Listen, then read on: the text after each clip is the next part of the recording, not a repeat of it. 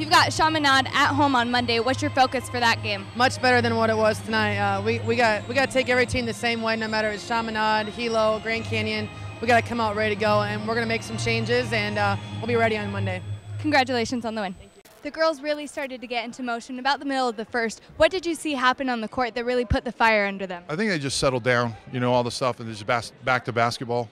They took a few charges down here, which I really like, which kind of get you pumped up and going. So hopefully we can build on that in the second half. At the end of the half, you talked about needing to move the ball, and you came out, and that's just what they did. What was the difference in the second half? Well, they went to that little matchup zone the first half, and our guys kind of stood. And when you stand in a matchup zone, it's really easy to guard. So we started to pass a cut and make them communicate. Then we got wide open shots and some easy baskets. And then our defense was better again.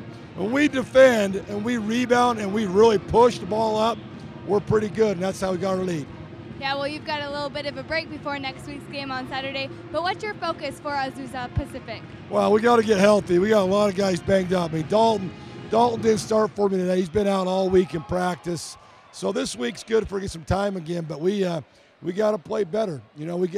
These long weeks are good for rest, but they're bad for our rhythm. We're getting out of our rhythm. So we're going to have intense practices and try to get that rhythm back, make it more like game stuff, and then hopefully get some rest. Derek Dawes has big shoes to fill this week after suddenly replacing Angie Christensen.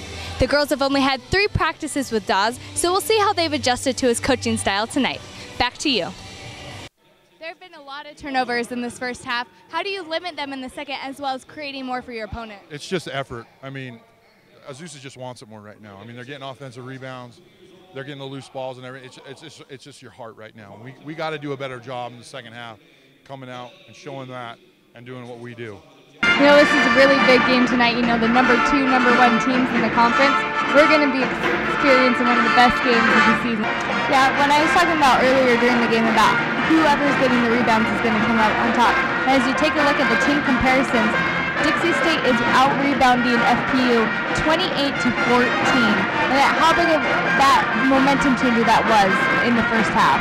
He is such a positive guy, but he is not going to sugarcoat anything. He knows that there were some sloppy mistakes that were made by the Red Storm, and the fact that he's just like, we're just going to take it, it's a great win, but they're humble about it, and that's something that's great about Coach Judkins that kind of trickles onto the players is too, they're humble about. They have 4 away games in a row until the 23rd when they're back at home.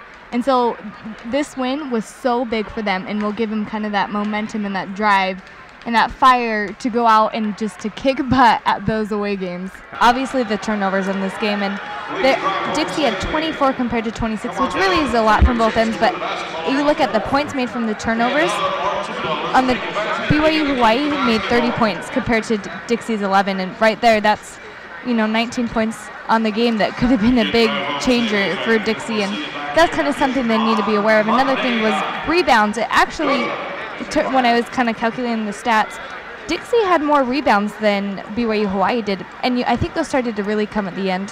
Yeah, and like you talked about, really their stats are really even across the board, so you're like, okay, why is there a 9-point deficit in the game right now?